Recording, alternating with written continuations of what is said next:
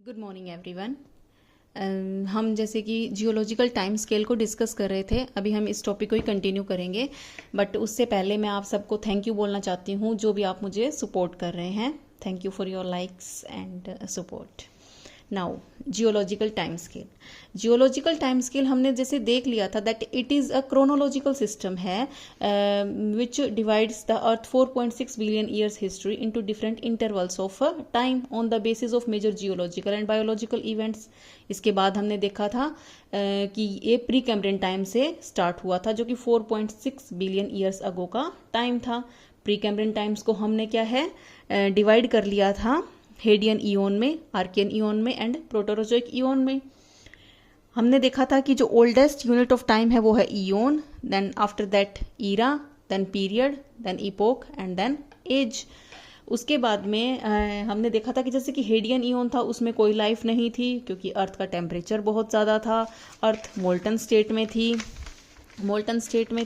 क्योंकि टेम्परेचर बहुत हाई था, इस वजह से किसी भी लाइफ का फॉर्मेशन होना पॉसिबल नहीं था। तो कोई लाइफ नहीं थी, ना ही कोई कॉन्टिनेंट्स बने थे। बस क्या है कि पृथ्वी जो है वो सोलर नेबुला से अलग होकर के बन गई थी। मून का फॉर्मेशन हो गया था बिकॉज ऑफ थिया सैटेलाइट, जो थिया नामक उपग्रह था या पिंड था जो कि पृथ्वी से टकराया था, जो कि मार्स जो ग्रह है मंगल उसके आकार का था, पृथ्वी के साथ वो टकराया था, जिसकी वजह से क्या है कि मून पृथ्वी से अलग हो गया था और पृथ्वी का एक प्राकृतिक उपग्रह बन गया था। उसके बाद में हमने देखा था कि आर्कियन ईओन जो था उसमें समुद्र के अंदर क्या है कि जीवन आ गया था। साइनोबैक्टीरिया थे, पैरोकैरियोटिक सेल्स वाले बैक्टीरिया जैसे ऑर्गेनिज्म थे, उनका विकास हो गया था, जिसकी वजह से साइनोबैक्टीरिया ने क्या है कि फोटोसिंथेसिस की प्रोसेस की थी। फोटोसिंथेसिस की वजह से ऑक्सीजन रिलीज हुई थी, यानी कि एटमॉस्फेयर का भी निर्माण हो गया था। एटमॉस्फेयर में जो प्रिमिटिव वोल्केनिक गैसेस थी उसके साथ साथ में कुछ मात्रा में ऑक्सीजन भी आ गई थी, यानी कि ऑक्सीजन जो कि जीवन के लिए ज़रूरी है वो गैस भी आपके वायुमंडल में उपलब्ध थी। यहाँ पर क्या है कि सिंपल लाइफ का विकास हो गया था। उसके बाद में हमने देखा था कि प्रोटोरोजोइक ईओन में था, जिसमें क्या है कि ऑक्सीजन ज़्यादा मात्रा में आ रही थी। ओजोन गैस जो है वो वायुमंडल में आ गई थी, जो कि एक प्रोटेक्टिव गैस है जो हमें सोलर जो इंसोलेशन होता है, इनकमिंग सोलर रेडिएशन होता है, उसकी यूवी रेडिएशन से हमें बचाता है। ओके, तो ये हमें बहुत सारी बीमारियों से बचा लेता है, जिसकी वजह से क्या है कि लाइफ के लिए और भी ज़्यादा बेटर कंडीशन हो गई थी। ये जो सारा जीवन था ये ओशन के अंदर था, means no life on the earth land surface. पृथ्वी के जो लैंड सरफेस था उसके ऊपर कोई जीवन नहीं था, ओशन के अंदर जीवन था, तो वो एक इनविजिबल लाइफ में काउंट होता है। अब जो हम शुरू करेंगे दैट इज फेनेरोजोइक ईओन। फेनेरोजोइक ईओन जो कि दो वर्ड से मिलकर बना हुआ है, फेनेरोजोइक ईओन है। इसमें क्या है कि इसमें विजिबल लाइफ आ गई थी। जो करंट जियोलॉजिकल ईओन है उसको फेनेरोजोइक ईओन जाना जाता है। It is famous for the existence of abundant complex and visible fossilized life. जो फेनेरोजोइक वर्ड है that is coined by George Halcott Chadwick in 1930। यानी कि जो फेनेरोजोइक वर्ड है उसने किसने क्वाइन किया हुआ है, जॉर्ज हेलकोट चार्डविक ने 1930 में इस वर्ड को क्वाइन किया हुआ है।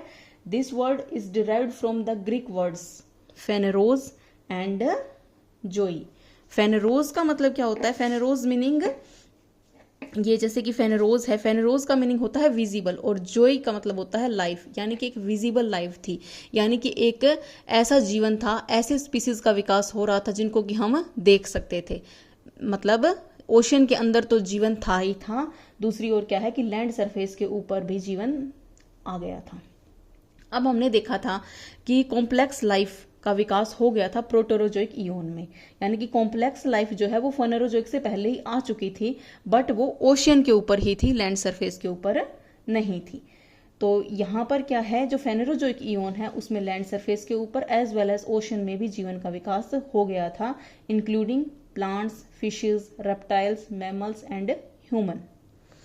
ओके, अब ये जो पैलियोजोइक ईओन है उसको हम 3 मेजर इरा में डिवाइड करते हैं। फर्स्ट ऑफ ऑल होता है पैलियोजोइक, देन है मेसोजोइक एंड देन है सिनोजोइक। यानी कि ये इयोन है और इसका डिवीजन किसमें, 3 ईरा में किया गया है। जो फेनेरोजोइक इयोन है उसका जो टाइम है वो 60 करोड़ ईयर से लेकर के प्रेजेंट डे तक है। मतलब आज जो हम जी रहे हैं वो फेनेरोजोइक इयोन में ही जी रहे हैं। ओके, तो सबसे पहले इसकी जो बिगिनिंग होती है फेनेरोजोइक की, वो होती है पैलियोजोइक ईरा से। पैलियोजोइक एक एंशियंट लाइफ थी। पैलियोजोइक ईरा जो होता है उसका हम फर्दर डिवीजन करते हैं 5 पीरियड्स में। फर्स्ट है इसका Cambrian, then Ordovician, then Silurian, then Devonian, Carboniferous and Permian. ये जो पीरियड थे इसका जो डिवीजन किया गया है वो major geological and biological events के ऊपर किया गया है। यानी कि किस टाइम पीरियड में किस प्रकार की मतलब जैविक घटनाएं किस प्रकार की हुई हैं और जियोलॉजिकल इवेंट्स किस प्रकार के हुए हैं, कौन सी माउंटेन्स की बिल्डिंग हुई है, इसके बेस पर ही हमने इनका डिवीजन किया हुआ है। ओके, सबसे पहले हम जो शुरुआत करते हैं वो कैम्ब्रियन पीरियड से करते हैं। कैम्ब्रियन पीरियड का जो टाइम है वो 10 करोड़ ईयर्स का टाइम है, क्योंकि ये 60 करोड़ ईयर्स अगो से लेकर के 50 करोड़ ईयर्स अगो का इसका टाइम रहा है। ओके, इसमें क्या है कि ये 10 करोड़ ईयर्स का टाइम है। ये एज ऑफ इन्वर्टिब्रेट्स है। इन्वर्टिब्रेट्स का क्या मीनिंग होता है? इन्वर्टिब्रेट्स का मीनिंग होता है बिना रीढ़ की हड्डी वाले जो जीव होते हैं ना, उन्हें इन्वर्टिब्रेट्स बोला जाता है। समुद्र में उनका विकास हो रहा था। कुछ जो समुंदर है, शैलो सी है, वो जो है आपकी पृथ्वी के ऊपर भी मतलब लैंड सरफेस के ऊपर भी मतलब ओवरलैप कर रहा था। साथ ही साथ शैलो वाटर तो आ ही गया था, साथ के साथ क्या है कि सेडिमेंट्री रॉक्स भी बन रहे थे। सेडिमेंट्री रॉक्स में लाइक लाइमस्टोन हो गया है, सैंडस्टोन हो गया है, शेल हो गया है, तो इनका भी फॉर्मेशन हो रहा था। सेडिमेंट्री रॉक्स के ऊपर जब हीट एंड प्रेशर लग रहा था तो मेटामॉर्फिज्म की प्रोसेस हो रही थी, जिसकी वजह से क्या है कि मेटामॉर्फिक रॉक्स का भी निर्माण हो रहा था। ओके, तो कैम्ब्रियन टाइम्स में हमने ये 5 चीज़ें देखी हैं कि किन किन का जीवों का विकास किस प्रकार से हुआ था और मतलब बायोलॉजिकल एंड जियोलॉजिकल इवेंट्स कौन कौन से हुए थे। तो एक बार फिर से हम इसको क्विक रिवाइज करते हैं। 10 करोड़ ईयर्स का इसका टाइम था। इसको एज ऑफ इन्वर्टिब्रेट्स कहते हैं। बिना रीढ़ की हड्डी वाले जीवों का विकास हो रहा था। एक संकीर्ण सागर था जो कि आपकी लैंड सरफेस के ऊपर भी आ गया था। Sedimentary rocks as well as metamorphic rocks का क्या है, निर्माण हो रहा था। तो यहाँ से कैम्ब्रियन जो पीरियड है उस यहाँ पे खत्म होता है। उसके बाद में आता है आपका ओर्डोविशियन पीरियड। ओर्डोविशियन पीरियड में क्या आता है, ये जो है वो 50 करोड़ वर्ष से लेकर के 43.5 करोड़ ईयर्स अगो तक का इसका टाइम था। इसको ओर्डोविशियन कहा जाता है। Why it is called Ordovician? The name Ordovician is based on an ancient literary tribe named Ordovices who were settled in मध्य वेल्स। यानी कि जो ओर्डोविशियन वर्ड है वो कहाँ से डिराइव हुआ है, कहाँ से लिया गया है? ओर्डोविशियन जो वर्ड है वो मध्य वेल्स में बसे हुए एक प्राचीन सेल्टिक कबीला था जिसका नाम था ओर्डोवाइसिस, उससे लिया गया है। इसको सेल्टिक या कैल्टिक आप जो भी कहते हैं वो दोनों ही प्रोनाउंसिएशन क्या है कि आपकी करेक्ट है।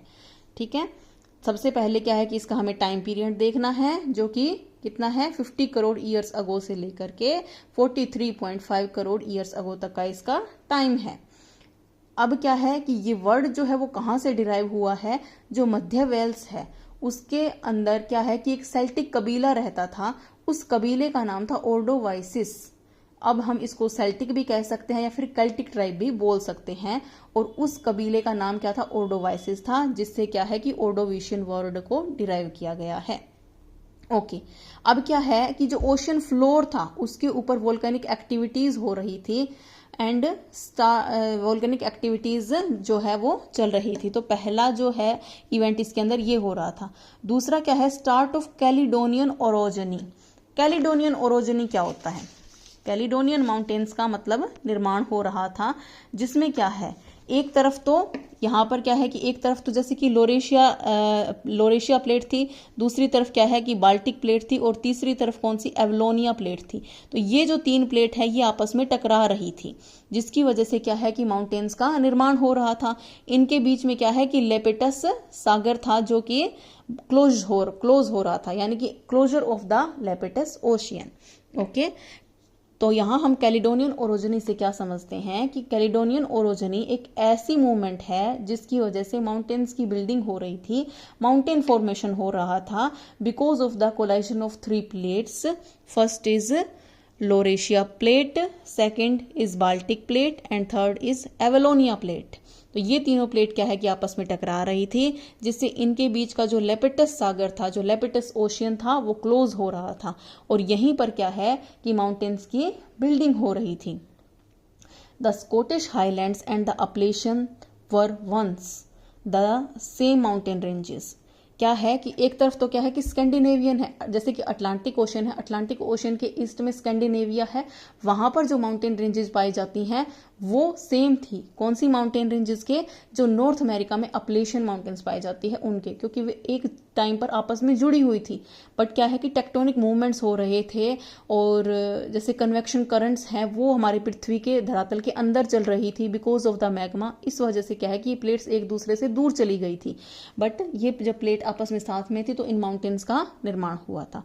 तो यहाँ क्या है कि जैसे कि Greenland, British archipelago, Scandinavia, north America में जो मेजर माउंटेन रेंजेस है उसका निर्माण कैलिडोनियन ओरोजनी में हुआ था और वे सब सेम ही थी।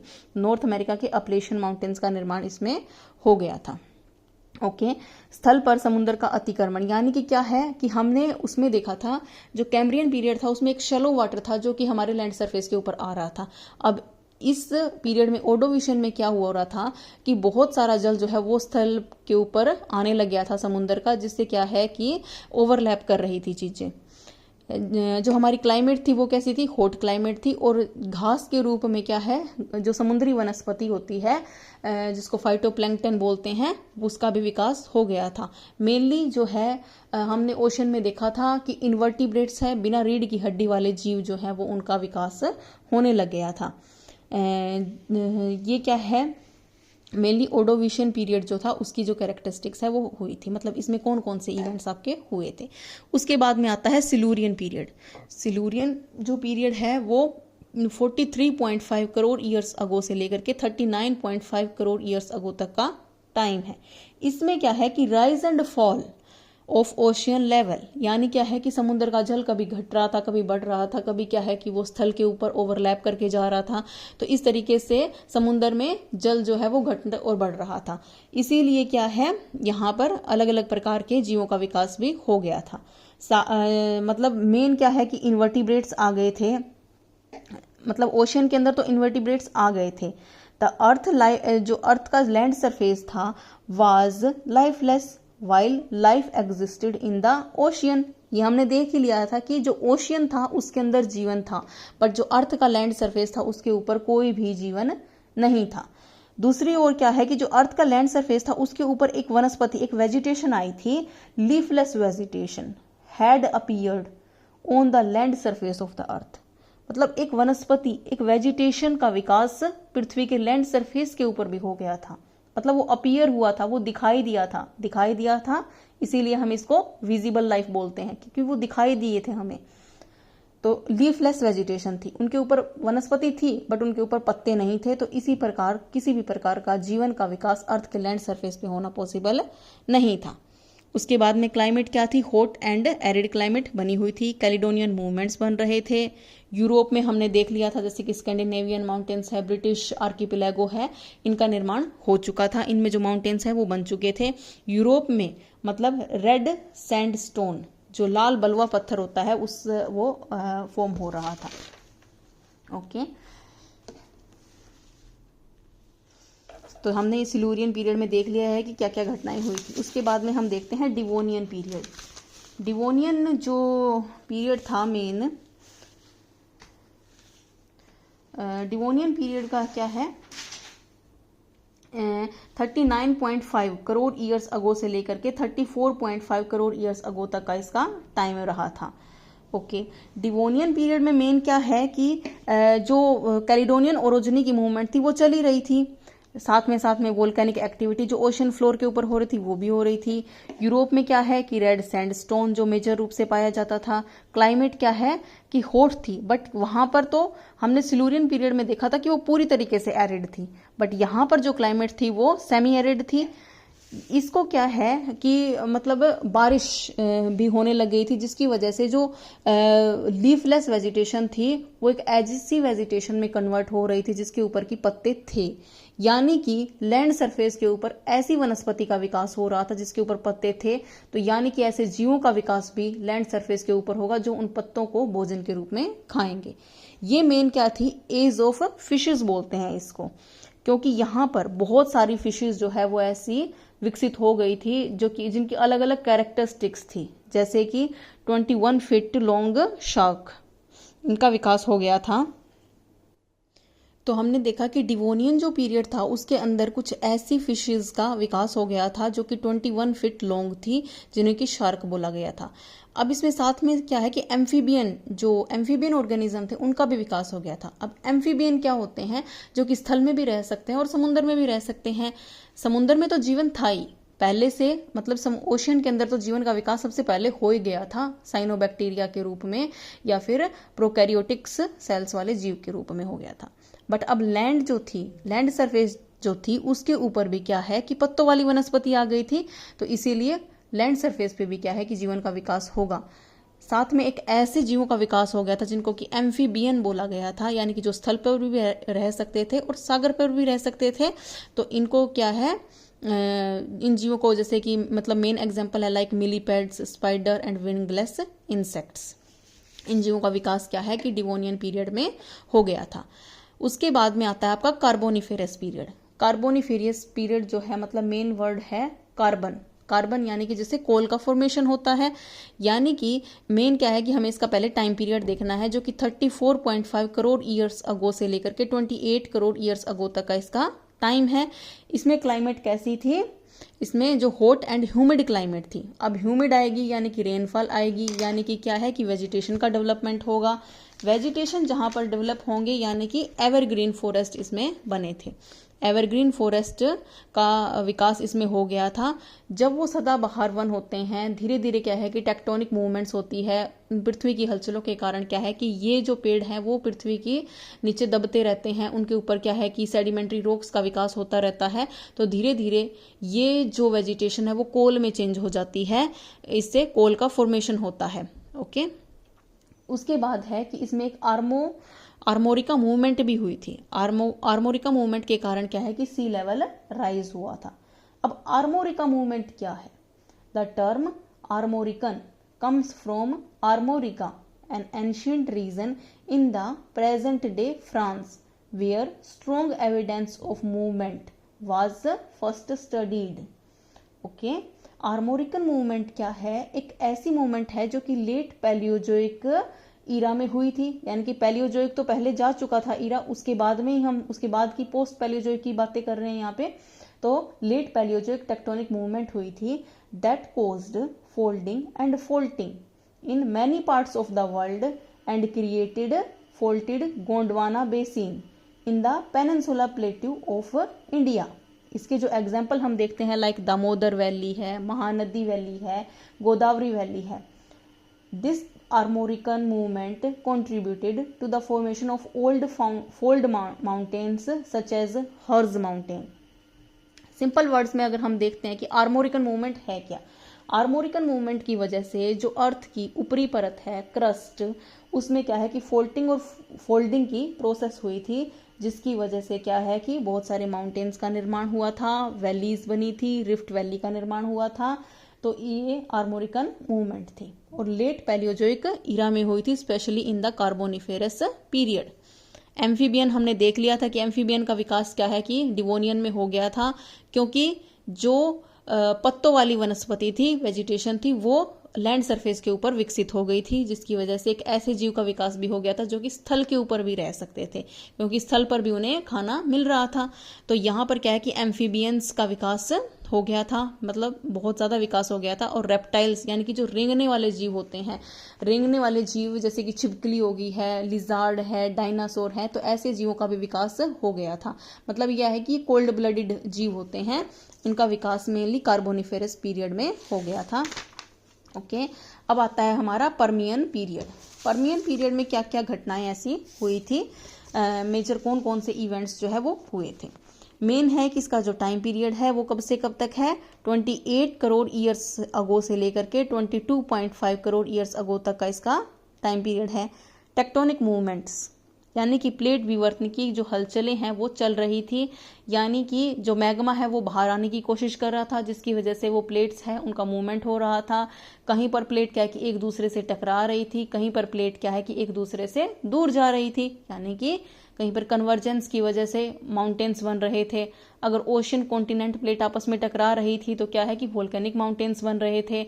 अगर कॉन्टिनेंट प्लेट आपस में टकरा रही थी तब भी माउंटेन्स का कुछ निर्माण हो रहा था, अर्थक्वेक की घटनाएं हो रही थी। जहां पर क्या है कि प्लेट्स एक दूसरे से दूर जा रही थी, फोल्ट बन रहे थे, वहां पे भी मतलब माउंटेन्स का निर्माण हो रहा था। मेजर क्या घटना हुई थी प्री कैम्ब्रियन में कि जो दोनों हेमिस्फीयर थे, northern hemisphere and southern hemisphere, इनमें क्या है कि डिफरेंट टाइप की क्लाइमेट थी, यानी कि अलग अलग प्रकार की जलवायु थी। ऐसा क्यों था? Because of the location of that land masses, because these land masses were located at different latitudes and their climate become very different. The northern part was located in the tropical and subtropical part, यानी कि tropical और सब tropical जो part है, यानी कि जो equator है उसके पास का, एंड ट्रॉपिक्स ऑफ कैंसर, यानी कि ये जो इक्वेटर है 0 डिग्री और tropics of cancer 23.5 degree north में जो है, और ये वाली है ट्रॉपिक्स ऑफ कैप्रिकॉन जो कि 23.5 डिग्री साउथ में है, और ये क्या है कि 23.5 डिग्री नॉर्थ में है। तो इसके बीच में क्या है कि हमारा नॉर्दर्न हेमिस्फीयर था। नॉर्दर्न हेमिस्फीयर में क्लाइमेट कैसी बनी हुई थी? Hot, warm and dry climate बनी हुई थी इस बेल्ट में, पूरे के पूरे बेल्ट में, ठीक है। इसी वजह से क्या है कि नॉर्दर्न हेमिस्फीयर में डिफरेंट टाइप की क्लाइमेट थी। दूसरा क्या है कि हमें कॉन्टिनेंटलिटी का प्रभाव भी देखने को मिला था। अब कॉन्टिनेंटलिटी क्या होती है? महाद्वीपीयता का प्रभाव।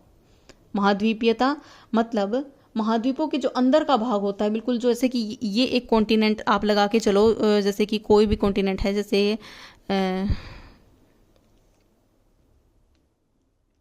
कि नॉर्थ अमेरिका है, तो नॉर्थ अमेरिका में क्या है कि ये यहाँ पर जैसे कि ओशन से आने वाली कुछ विंड्स होती हैं, वो यहाँ पर तो बारिश कर देंगी। मतलब अगर यहाँ पर रॉकीज माउंटेन है तो रॉकीज माउंटेन से टकरा के वो इस साइड विंडवर्ड साइड तो क्या है कि रेनफॉल कर देगी, बट जैसे जैसे क्या है कि विंड्स लीवर्ड साइड आएंगी और यहाँ तक पहुँचेगी, इतने क्या है कि उनके अंदर की जो ह्यूमिडिटी है वो तो खत्म हो चुकी होगी, क्योंकि कहीं पर माउंटेन्स आए, माउंटेन से टकरा के उन्होंने बारिश कर दी, कहीं पर किसी और रीज़न की वजह से उनका अपलिफ्टमेंट हुआ जिसकी वजह से उन्होंने बारिश कर दी। बट इस इनर पार्ट का क्या?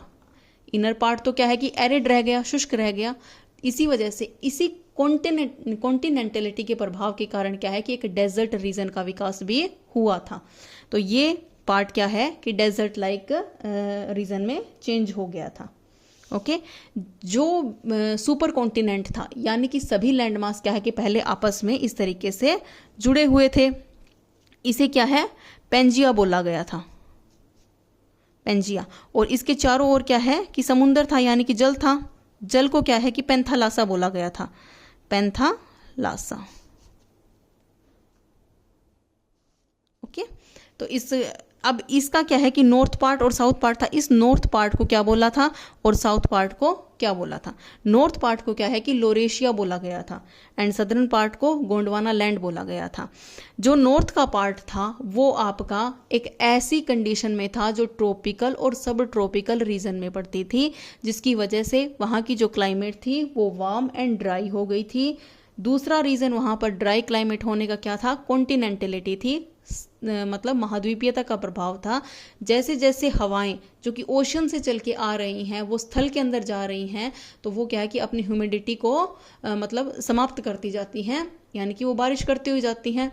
और जब वो कॉन्टिनेंट के बिल्कुल अंदर के पार्ट में आती है तो वहाँ पर क्या है कि उनका ह्यूमिडिटी ख़त्म हो जाती है। तो जो इनर पार्ट था कॉन्टिनेंट्स का वो एक डेजर्ट लाइक कंडीशन में आ गया था। उसके बाद में सदर्न पार्ट जो था वो था आपका साउथ पोल के पास। साउथ पोल यानी कि 90 डिग्री साउथ। 90 डिग्री साउथ, यानी कि सन रेज जो है वो बिल्कुल मतलब वर्टिकल नहीं आती हैं, वहाँ पर स्लंटिंग लाइंस होती हैं, स्लंटिंग होती हैं सन रेज, मतलब तिरछी किरणें पड़ती हैं, जिसकी वजह से क्या है कि वो फोकस नहीं कर पाती हैं। और वहाँ पर क्या है कि जो टेम्परेचर है वो बहुत कम होता है। टेम्परेचर कम होगा तो यानी कि क्या है कि आइस मिलेगी, वहाँ पर टेम्परेचर 0 डिग्री से भी कम मिलता है। तो इसीलिए क्या है कि साउथ का जो सदर्न पार्ट था, जो कि गोंडवाना लैंड था, वो साउथ पोल के पास था, जिसकी वजह से वहाँ पर ग्लेशियर्स का फॉर्मेशन हो गया था। हमें क्या है कि ग्लेशियर के डिपॉजिट, जिनको क्या कहा जाता है, ग्लेशियर के डिपॉजिट को टिलाइट डिपॉजिट, उनको टिलाइट बोला जाता है। जो ग्लेशियर के डिपॉजिट होते हैं उन्हें टिलाइट बोला जाता है। Tillite found in Gondwana rocks, Gondwana land की जो रॉक्स है वहाँ पर हमें ग्लेशियर के डिपॉजिट्स मिलते हैं।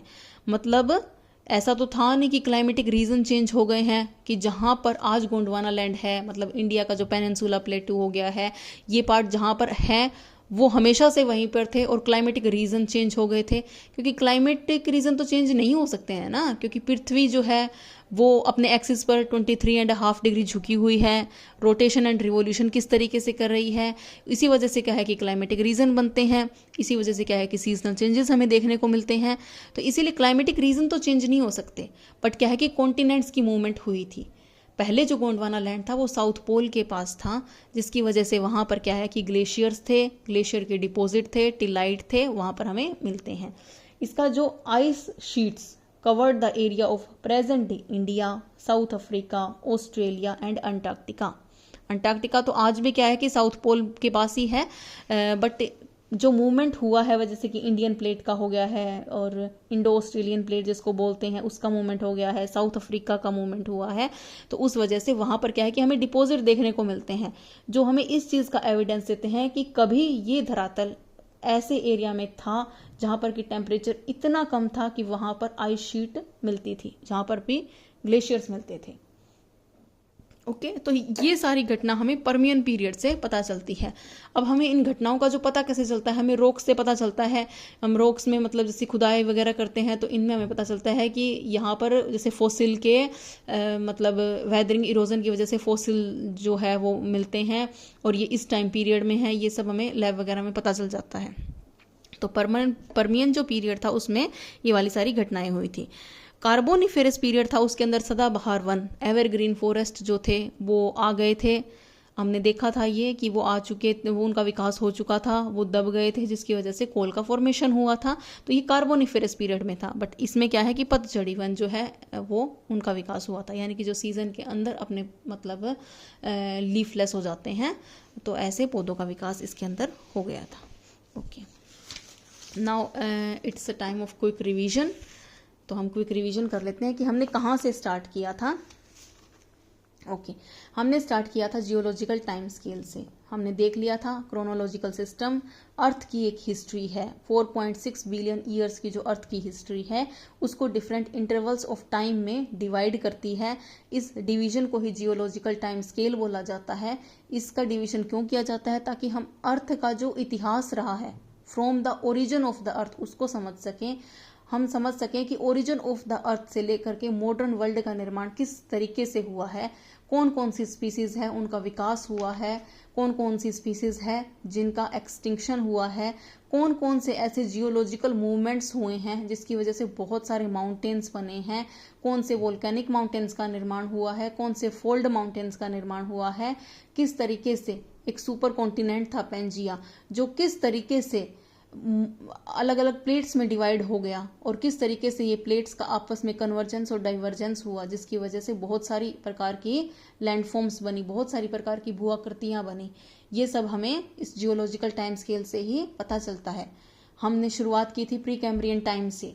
प्री कैम्ब्रियन टाइम्स जिसको कि हमने 3 ईओन में डिवाइड किया था, Hadean eon, Archean eon and Proterozoic eon. Hadean eon में हमने देखा था कि किसी प्रकार की कोई लाइफ नहीं थी, क्योंकि लाइफ पॉसिबल ही नहीं थी, क्योंकि अर्थ का टेम्परेचर इतना ज़्यादा था, वोल्केनिक इरप्शन इतने ज़्यादा हो रहे थे कि उसमें किसी लाइफ का, किसी जीव का विकास होना पॉसिबल नहीं था।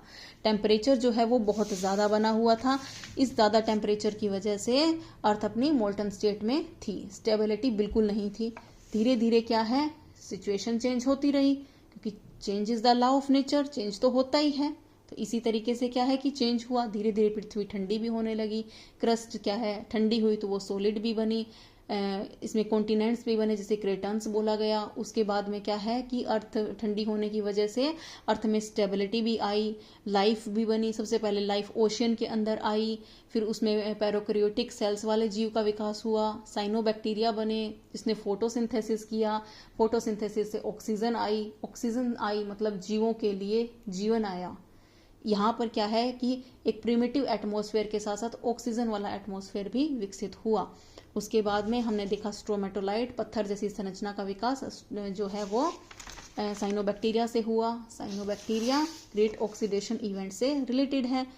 प्रोटेरोजोइक जो है इयोन, उसके अंदर क्या है कि कॉम्प्लेक्स लाइफ आई थी, मल्टी सेलुलर ऑर्गेनिज्म का विकास हो गया था, बहुत सारे जीवों का विकास हो गया था। साथ में क्या है रेडियाना सुपर कॉन्टिनेंट भी बन गया था।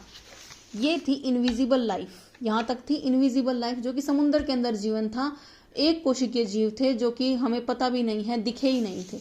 यहाँ पर आई थी विजिबल लाइफ जिसके कि एविडेंस हमें रॉक्स से मिलते हैं। तो ये विजिबल लाइफ थी जिसको कि फेनेरोजोइक इयोन बोला जाता है। फेनेरोजोइक, फेनेरोज और जोई 2 वर्ड से मिलकर बना हुआ है, यानी कि विजिबल लाइफ, जो लाइफ हमें दिखाई दी थी। 60 करोड़ ईयर्स अगो से ये लाइफ हमारी शुरू हो गई थी और प्रेजेंट डे तक ये लाइफ चलती है। इसको मेन तीन जो है वो ईरा में डिवाइड किया जाता है, Paleozoic era, Mesozoic era and Cenozoic era. Paleozoic का फर्दर हम डिवीजन करते हैं डिफरेंट 5 पीरियड्स में, जिसमें जिसमें कैम्ब्रियन आता है, Ordovician, Silurian, Devonian, Carboniferous and Permian. Cambrian में जो सबसे पहले घटना हुई थी वो कौन सी घटना हुई थी कि इसको एज ऑफ इन्वर्टिब्रेट्स बोला गया था। बिना रीढ़ की हड्डी वाले जीवों का विकास हो गया था। शैलो वाटर क्या है कि स्थल के ऊपर आ रहा था, मतलब समुंदर का विकास हो गया था। और क्या है कि एक संकीर्ण जल की जो पट्टी है उसका विकास हो गया था। सेडिमेंट्री रॉक्स का विकास हो गया था। सेडिमेंट्री रॉक्स का मेटामॉर्फिज्म हो रहा था because of heat and pressure, तो मेटामॉर्फिक रॉक्स का विकास भी हो गया था। ओर्डोविशियन में क्या है कि मेनली वोल्केनिक इरप्शन हो रहे थे। साथ हमने देखा था कि कैलिडोनियन ओरोजनी हुई थी। 3 मेन प्लेट थी, लोरेशिया, बाल्टिक एंड एवलोनिया प्लेट, जो कि आपस में टकरा रही थी। लेप्टस सी जो था वो क्लोज हो रहा था। इन प्लेटों के आपस में टकराने की वजह से माउंटेन्स की बिल्डिंग हो रही थी। स्कैंडिनेवियन माउंटेन्स, नॉर्थ अमेरिका के अपलेशियन माउंटेन्स, ब्रिटिश आर्किपिलेगो, ग्रीनलैंड के कुछ माउंटेन्स, तो इनका निर्माण जो है वो इसी पीरियड में हुआ था। उसके बाद में हमने देखा सिलूरियन पीरियड। सिलूरियन मतलब rise and fall of the ocean water. Invertebrates तो आ ही गए थे इसके अंदर, कैलिडोनियन मूवमेंट्स भी इसके अंदर बहुत ज़्यादा हो गई थी। जो मतलब ओशियन थे उसके अंदर कोरल का विकास सिलूरियन पीरियड में हुआ था। इसमें क्या है कि जालस फिशेस था उसका विकास हो रहा था, यानी कि ऐसी फिशेस थी जिनके की जान नहीं थे, यानी कि जिनके जबड़े नहीं थे। और मेन जैसे कि हैगफिश होती है, इसका एग्जाम्पल हम देख सकते हैं। ओके, डिवोनियन पीरियड को बोला जाता है एज ऑफ फिशेस जो है वो आ गई थी सिलूरियन पीरियड में, बट जो इनका मेन विकास है वो आपका डिवोनियन पीरियड में हुआ था, जहां पर क्या है कि 21 फीट लॉन्ग शार्क विकसित हो गई थी। साथ में क्या है कि एक ऐसी वनस्पति, एक ऐसी वेजिटेशन भी लैंड सरफेस के ऊपर आ गई थी जिसकी की लीव्स थी। तो इसके साथ साथ में क्या है कि उन जीवों का विकास भी होगा जो कि इन लीव्स को अपना भोजन बनाएंगे। तो एक एम्फीबियन है जो कि स्थल के ऊपर और जल के ऊपर रहने वाले जीव थे, उनका विकास हो गया था। साथ में इनके एग्जाम्पल जैसे कि मिलीपेड्स, स्पाइडर, विंगलेस इंसेक्ट्स हैं। ओके, फिर था कार्बोनिफेरस को आप कार्बन से याद रखना। कार्बन मीन्स कोल मीन्स एवरग्रीन फॉरेस्ट, मीन्स उन फॉरेस्ट में उन पौधों का, उन पेड़ों का दबना जिसकी वजह से उनके ऊपर हीट एंड प्रेशर पड़ना, जिसकी वजह से कोल का फॉर्मेशन होना। अनदर क्या है इसकी याद रखने वाली चीज है कि एम्फीबियन का विकास हो गया था। एंड मेन क्या है कि आर्मोरिकन मूवमेंट हो रहे थे। Armorican movement folding and faulting of the upper layer of the earth, crust की फोल्डिंग एंड फोल्टिंग हो रही थी, जिसकी वजह से रिफ्ट वैली बन रही थी, जिसकी वजह से फोल्ड माउंटेन्स का निर्माण हो रहा था। रिफ्ट वैली का एग्जांपल हम पेनिनसुलर प्लेटू में ले सकते हैं, जैसे कि महानदी वैली हो गई है, गोदावरी वैली हो गई है, जो कि गोंडवाना प्लेटू को बनाती है, जो कि पेनिनसुलर प्लेटू को बनाती है। ओके, आफ्टर दैट है पर्मियन। पर्मियन में क्या किया था हमने? पर्मियन में मेनली हमने टेक्टोनिक मूवमेंट्स को देखा था। मेनली हमने पर्मियन को आप याद रखोगे किससे, कि northern hemisphere and southern hemisphere में डिफरेंट टाइप ऑफ क्लाइमेट थी। डिफरेंट टाइप ऑफ क्लाइमेट क्यों थी? Because they are located on the different latitudes. जहाँ नॉर्दर्न हेमिस्फीयर था, यानी कि जो सुपर कॉन्टिनेंट था पेंजिया, उसका जो नॉर्थ का पार्ट था जिसको हम लोरेशिया बोलते हैं, वो ट्रॉपिकल और सब ट्रॉपिकल रीजन में था, जिसकी वजह से वहां पर वार्म एंड ड्राई क्लाइमेट थी। जबकि जो सदर्न हेमिस्फीयर था, यानी कि जो सुपर कॉन्टिनेंट पेंजिया था, उसका जो साउथ का पार्ट था जिसको गोंडवाना लैंड बोला गया है, वो जो पार्ट था वो साउथ पोल के पास था, जिसकी वजह से वहाँ पर जो क्लाइमेट थी वो ह्यूमिड वो क्लाइमेट थी, आइस वाली क्लाइमेट थी, जहाँ पर ग्लेशियर्स थे, जहाँ पर आइस शीट का कवर था। धीरे धीरे क्या है कि कॉन्टिनेंट्स के कुछ पार्ट अलग हुए और उन पार्ट्स का मूवमेंट हुआ नॉर्थ ईस्ट की साइड, जैसे कि इंडो ऑस्ट्रेलियन प्लेट का। बट क्या है कि इंडो ऑस्ट्रेलियन प्लेट में, इंडिया में आज भी हमें टिलाइट के डिपॉजिट मिलते हैं। मतलब इंडिया आज जो है वो ट्रॉपिकल रीजन में है, और ट्रॉपिकल रीजन में हमें अगर टिलाइट के डिपॉजिट मिल रहे हैं तो यानी कि कॉन्टिनेंट्स का मूवमेंट हुआ है, यानी कि क्लाइमेट रीजन चेंज नहीं हुए हैं, कॉन्टिनेंट्स का मूवमेंट हुआ है। ओके, यहाँ जो एवरग्रीन फॉरेस्ट हैं वो नहीं थे, पतझड़ी वन जो हैं वो विकसित हो गए थे। ओके देन, हमने जियोलॉजिकल टाइम स्केल का जो है मेन प्रीकैम्ब्रियन टाइम्स को डिस्कस कर लिया है। और आज हमने जो फेनेरोजोइक इयोन था उसका जो फर्स्ट ईरा है पैलियोजोइक ईरा है, और उसके जो फर्दर डिवीजन है 5 पीरियड में, वो हमने कर लिए हैं। अगले आने वाले सेशन में मैं Mesozoic Eoin and Cenozoic Eoin को कवर करवा दूंगी। Thank you for listening me.